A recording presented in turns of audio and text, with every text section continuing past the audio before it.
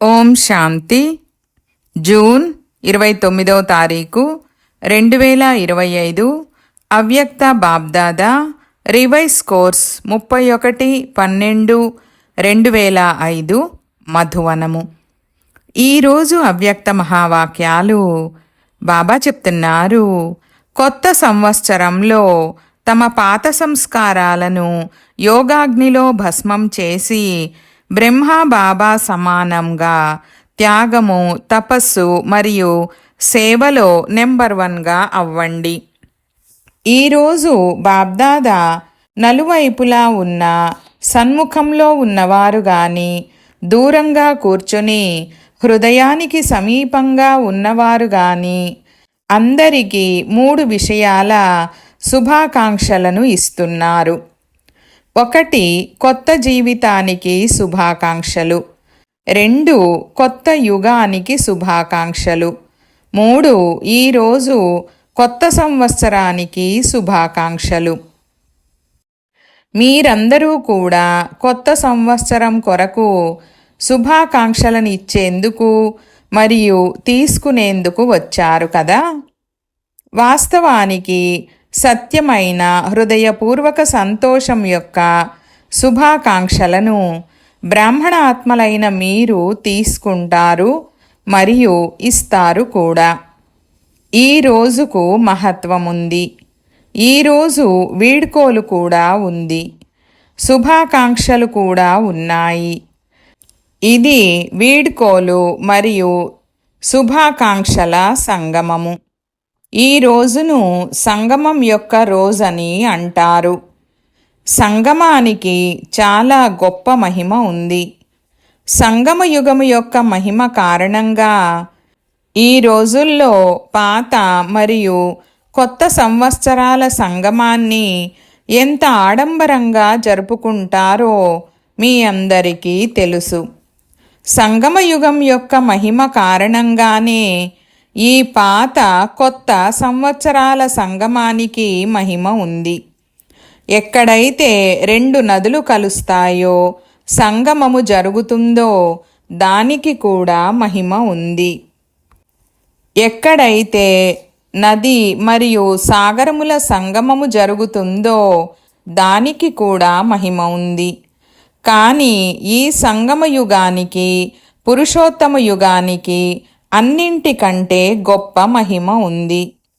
ఇక్కడ భాగ్యశాలి బ్రాహ్మణాత్మలైన మీరు కూర్చొని ఉన్నారు. ఈ నష ఉంది కదా.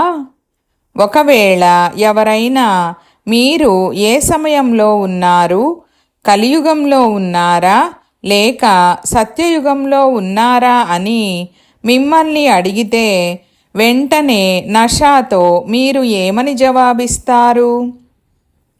మేము ఈ సమయంలో పురుషోత్తమ సంగమ యుగంలో ఉన్నామని అంటారు. ఇప్పుడు మీరు కలియుగం వారు కాదు, సంగమ యుగానికి చెందినవారు.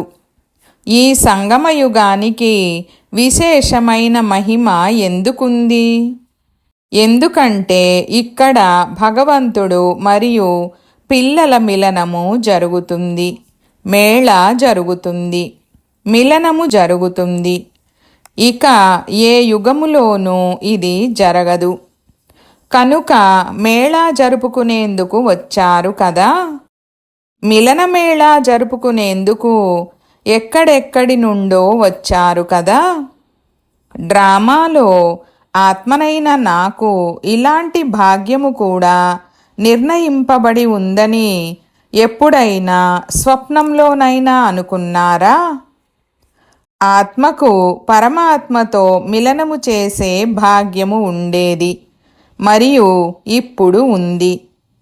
తండ్రి కూడా పిల్లలు ప్రతి ఒక్కరి భాగ్యాన్ని చూసి వాహ్ భాగ్యశాలి పిల్లలు వాహ్ అని హర్షిస్తున్నారు. మీరు కూడా మీ భాగ్యాన్ని చూసి మనసులో మీ పట్ల వాహ్ నేను వాహ్, వాహ్ నా భాగ్యము వాహ్, వాహ్ నా బాబా వాహ్, వాహ్ నా బ్రాహ్మణ పరివారము వాహ్ అని ఇలా వాహ్ వాహ్ అనే పాటను స్వతహాగానే మనసులో పాడుతూ ఉంటారు కదా.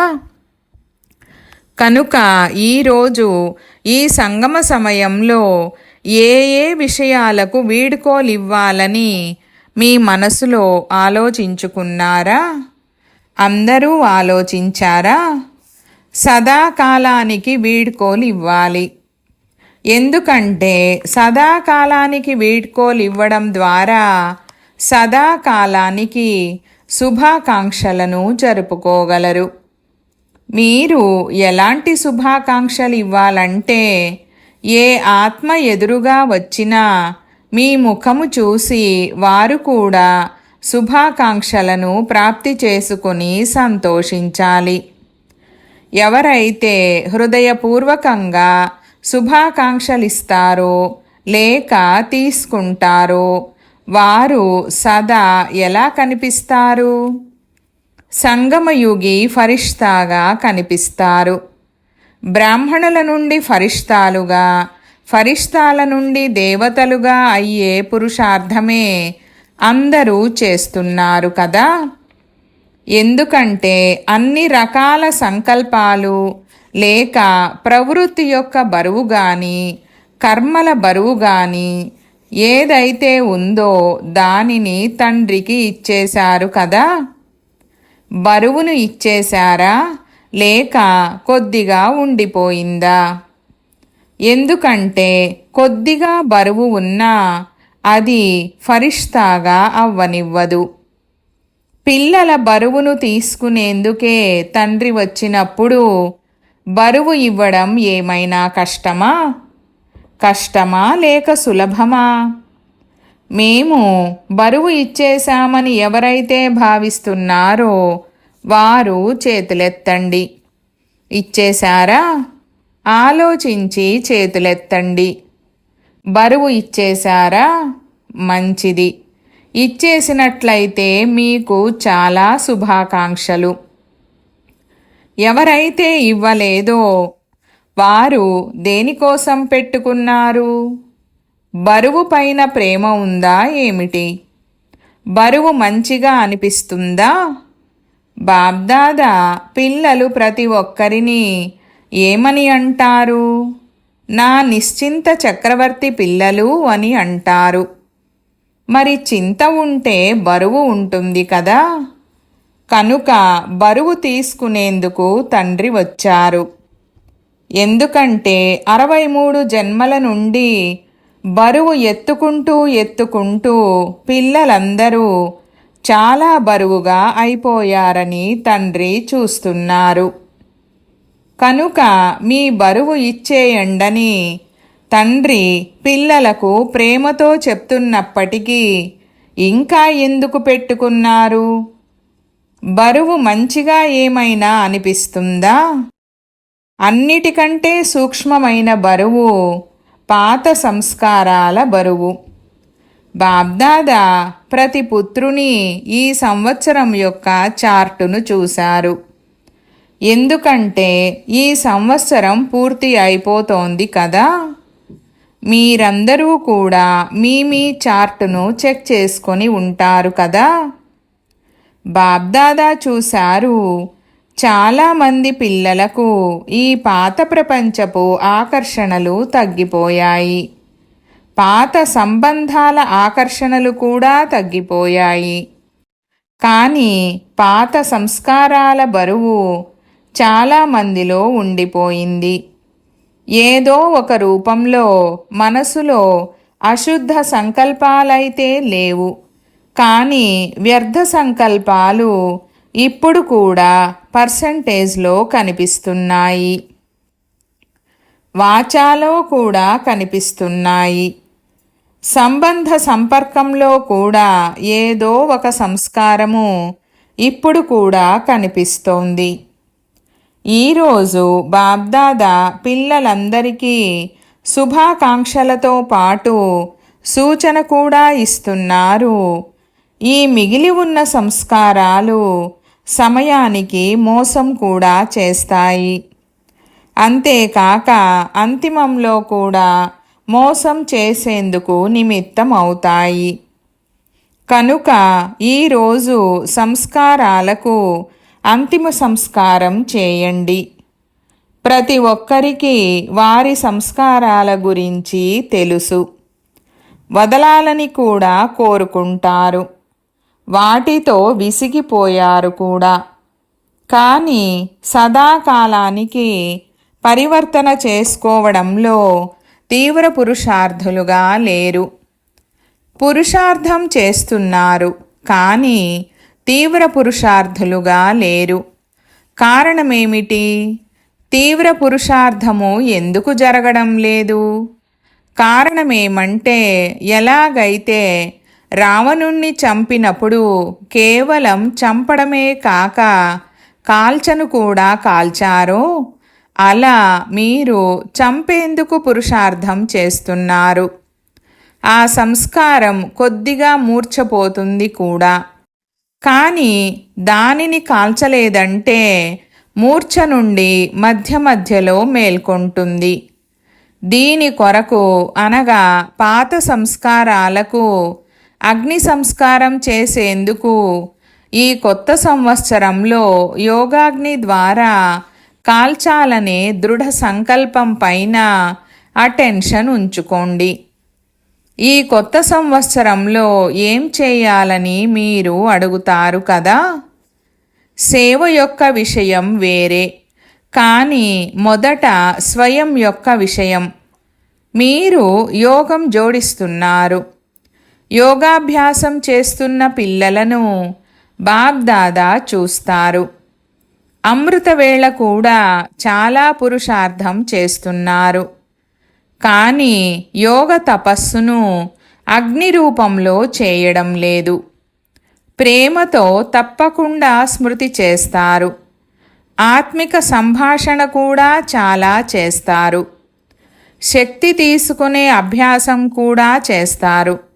కానీ ఏ విషయాలకు వీడ్కోల్నివ్వాలని సంకల్పం చేస్తారో అవి వీడ్కోలయ్యేంత శక్తిశాలిగా మీ స్మృతిని తయారు చేసుకోలేదు.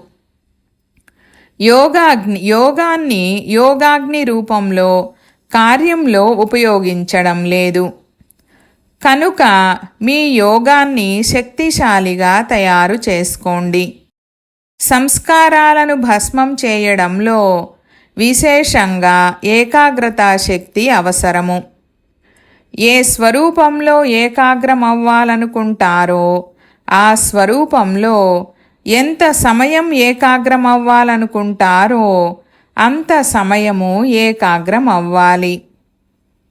ఇలాంటి ఏకాగ్రత ద్వారా సంకల్పం చేస్తూనే భస్మమైపోతుంది. దీనినే యోగాగ్ని అని అంటారు. పేరు గుర్తులు కూడా సమాప్తమైపోతాయి. చంపినప్పుడు శవమైతే ఉంటుంది కదా. భస్మమైపోయిన తర్వాత పేరు గుర్తులు కూడా సమాప్తమైపోతాయి. కనుక ఈ సంవత్సరం యోగాన్ని శక్తిశాలి స్థితిలోకి తీసుకురండి. మాస్టర్ సర్వశక్తివాన్ స్వరూపంలో ఉండి ఆర్డర్ చేయండి. అప్పుడు సమాప్తి చేసే శక్తి మీ ఆర్డర్ను అంగీకరించకపోవడం అనేది జరగదు. మీరు యజమానులు, మాస్టర్లు అని పిలువబడతారు కదా. కనుక మాస్టర్ ఆర్డర్ చేసినప్పుడు శక్తి హాజరవ్వకపోతే వారిని మాస్టర్లని అంటారా? కనుక బాబ్దాదా చూశారు, ఎంతో కొంత పాత సంస్కారాల అంశము ఇప్పుడు కూడా ఉండిపోయింది. ఆ అంశము మధ్య మధ్యలో వంశాన్ని కూడా ఉత్పన్నం చేస్తుంది. అప్పుడది కర్మ వరకు కూడా వచ్చేస్తుంది. యుద్ధం చేయాల్సి వస్తుంది. కనుక సమయానుసారంగా పిల్లల యుద్ధం చేసే స్వరూపము బాబ్దాదాకు నచ్చడం లేదు. బాబ్దాదా పిల్లలు ప్రతి ఒక్కరిని యజమాని రూపంలో చూడాలనుకుంటున్నారు. ఆర్డర్ చేయగానే శక్తులు హాజరైపోవాలి. ఈ సంవత్సరం స్వయం కొరకు ఏం చెయ్యాలో విన్నారా? శక్తిశాలిగా, చింతలేని చక్రవర్తిగా అవ్వాలి. ఎందుకంటే ఇదే మీ అందరి లక్ష్యము కదా. ఎవరినైనా మీ లక్ష్యం ఏమిటని అడిగితే ఏమంటారు? మేము విశ్వరాజ్యాన్ని ప్రాప్తి చేసుకుంటాము, రాజ్యాధికారులుగా అవుతామని అంటారు. తమను రాజయోగులమని పిలిపించుకుంటారు. మీరేమైనా ప్రజాయోగులా? ఈ పూర్తి సభలో ప్రజాయోగులెవరైనా ఉన్నారా? రాజయోగులుగా లేకుండా ప్రజాయోగులుగా ఎవరైనా ఉన్నారా? టీచర్లు చెప్పండి, ఎవరైనా ఉన్నారా? మీ సెంటర్లో ప్రజాయోగులెవరైనా ఉన్నారా? అందరూ రాజయోగులమనే చెప్పుకుంటారు. ప్రజాయోగులలో ఎవ్వరూ చేతులెత్తలేదు. మంచిది, అలా లేరు కదా. తండ్రికి కూడా శుద్ధ గర్వముంది. సంగమయుగంలో కూడా ప్రతి బిడ్డ రాజా బిడ్డ అని బాబ్దాదా నషాతో చెప్తారు. నా ఒక్కొక్క బిడ్డ రాజా బిడ్డ అని ఇక ఏ తండ్రి కూడా నషాతో చెప్పలేడు. కానీ నా ప్రతిపుత్రుడు స్వరాజ్య అధికారి రాజు అని బాబ్దాదా అంటారు. ప్రజాయోగులలో చేతులెత్తలేదు కదా, కనుక అందరూ రాజులే కదా. కానీ మీరు ఆర్డర్ చేసినా అవి హాజరవ్వనంత బలహీన రాజులుగా అవ్వకండి. వెనుక ఉన్నవారు ఎవరు? రాజయోగులమని భావించేవారు చేతులెత్తండి. పైన కూడా కూర్చొని ఉన్నారు. గ్యాలరీలో కూర్చొని చేతులూపుతున్నారు. ఈరోజు హాలులో 18,000 మంది సోదరీ సోదరులున్నారు. పైన కూర్చున్నవారు చేతులెత్తండి. బాబ్దాదా చూస్తున్నారు. దీనికోసం బాబ్దాదా 3 మాసాల సమయం ఇస్తారు. ఇవ్వమంటారా? హోంవర్క్ ఇస్తాను. ఎందుకంటే మధ్య మధ్యలో చేసే ఈ హోంవర్క్ కూడా చివరి పేపర్లో జమ అవుతుంది. కనుక 3 మాసాలలో ప్రతి ఒక్కరూ మీ చార్టును చెక్ చేసుకోండి.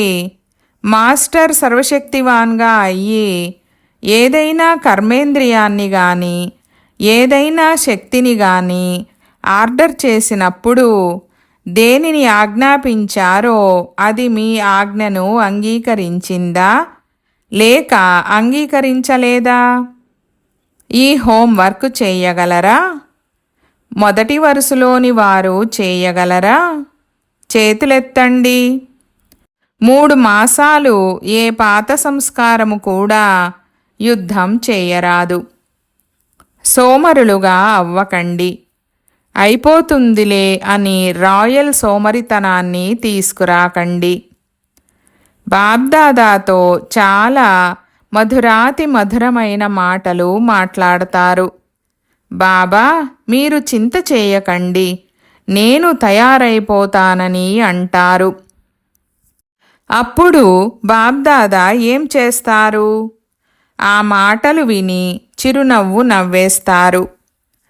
కానీ ఈ 3 మాసాలలో ఒకవేళ ఇలాంటి మాటలు మాట్లాడితే బాబా అంగీకరించరు. మీకు ఇష్టమైతే చేతులెత్తండి. మనస్ఫూర్తిగా చేతులెత్తండి. సభలో ఉన్నాము కదా అని ఆ కారణంగా చేతులెత్తకండి. చెయ్యాల్సిందే. కొంత సహనం చెయ్యాల్సి వచ్చినా కొంత వదలాల్సి వచ్చినా ఏమీ పర్వాలేదు. చెయ్యాల్సిందే. పక్కానా టీచర్లు చేస్తారా? మంచిది. ఈ కిరీటం ధరించిన పిల్లలు ఏం చేస్తారు? చిన్న పిల్లలు కిరీటం ధరించి ఎదురుగా కూర్చొని ఉన్నారు. కిరీటమైతే మంచిగా పెట్టుకున్నారు, కానీ చేయాల్సి వస్తుంది. చూడండి, పిల్లలు చేతులెత్తుతున్నారు. ఒకవేళ చేయకపోతే ఏం చెయ్యాలో అది కూడా చెప్పండి. తర్వాత బాబ్దాదా యొక్క సీజన్లో ఒకసారి రానివ్వము. ఎందుకంటే సమయం మీకోసం ఎదురు చూస్తూ ఉండడాన్ని బాబ్దాదా చూస్తున్నారు. మీరు సమయం కోసం ఎదురు చూసేవారు కాదు, మీరు ఏర్పాట్లు చేసుకునేవారు. సమయం మీకోసం ఎదురు చూస్తోంది. సతోప్రధాన ప్రకృతి కూడా ఆహ్వానం చేస్తోంది. కనుక 3 మాసాలలో మీ శక్తిశాలి స్థితి ద్వారా ఉండిపోయిన సంస్కారాలను పరివర్తన చేసుకోవాలి. ఒకవేళ 3 మాసాలు అటెన్షన్ పెట్టుకున్నారంటే ఇక ముందు కొరకు కూడా అభ్యాసమైపోతుంది. ఒకసారి పరివర్తన చేసుకునే విధి వచ్చేసిందంటే అది చాలా పనికొస్తుంది. మీరు సమయం కోసం ఎదురు చూడకండి. ఎప్పుడు వినాశనమవుతుంది, ఎప్పుడు వినాశనమవుతుంది, ఎప్పుడు వినాశనమవుతుందని అందరూ ఆత్మిక సంభాషణలో అడుగుతారు కదా. బయటకు మాట్లాడరు. కానీ ఎప్పుడు వినాశనమవుతుందో ఏమో తెలియదు. 2 సంవత్సరాలలో అవుతుందో, 10 సంవత్సరాలలో అవుతుందో, ఎన్ని సంవత్సరాలలో అవుతుందో తెలియదని లోపలే మాట్లాడుకుంటారు.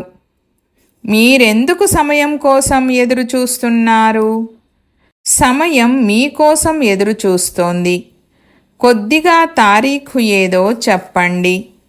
ఏ సంవత్సరం జరుగుతుందో చెప్పండి. 10 సంవత్సరాలు పడుతుందా, 20 సంవత్సరాలు పడుతుందా, ఎన్ని సంవత్సరాలు పడుతుంది అని తండ్రిని అడుగుతారు. మీరందరూ తండ్రి సమానంగా అయిపోయారా అని బాబ్దాదా పిల్లలను ప్రశ్నిస్తున్నారు. పరదా తెరవమంటారా, లేక తెరిచినప్పుడు కొందరు తలదూవుకుంటూ, కొందరు ముఖానికి క్రీమ్ రాసుకుంటూ కనిపిస్తారా? ఒకవేళ ఎవరు రెడీగా ఉంటే, సంస్కారాలు సమాప్తమైపోయి ఉంటే పరదా తెరవడంలో బాబ్దాదాకు ఆలస్యమేమీ అవ్వదు. ఎవరు రెడీగా అయితే అయిపోండి కదా. అయిపోతామని చెప్తూ చాలా సమయం తండ్రిని సంతోషపరిచారు. ఇప్పుడు అలా చేయకండి. అవ్వాల్సిందే, చెయ్యాల్సిందే. తండ్రి సమానంగా అవుతారా అని అడిగితే అందరూ చేతులెత్తుతారు. కనుక ఎత్తించే అవసరం లేదు. బ్రహ్మబాబాను చూడండి. సాకారంలో బ్రహ్మబాబాను అనుసరించాలి కదా. బ్రహ్మబాబా త్యాగము, తపస్సు మరియు సేవలను అంతిమ క్షణము వరకు సాకార రూపంలో ప్రాక్టికల్గా చేసి చూపించారు. శివబాబా తెలిపించే మహావాక్యాలను ఉచ్చరించే బాధ్యతను చివరి రోజు వరకు నిభాయించారు. చివరి మురళి గుర్తుంది కదా. 3 శబ్దాల వరదానము గుర్తుందా? నిరాకారి, నిర్వికారి, నిరహంకారిగా అవ్వండి. ఎవరికి గుర్తుందో వారు చేతులెత్తండి. మంచిది, అందరికీ గుర్తుంది. కనుక శుభాకాంక్షలు. త్యాగము కూడా చివరి రోజు వరకు చేశారు. తన పాత గదిని వదలలేదు. పిల్లలు ఎంతో ప్రేమతో బ్రహ్మబాబాకు చెప్పారు. కానీ పిల్లల కోసం నిర్మాణం చేయించామని చెప్పారు. కానీ స్వయం ఉపయోగించుకోలేదు. సదా అమృతవేళ 2:30-3 గంటలకు లేచి స్వయం పట్ల తపస్సు చేశారు.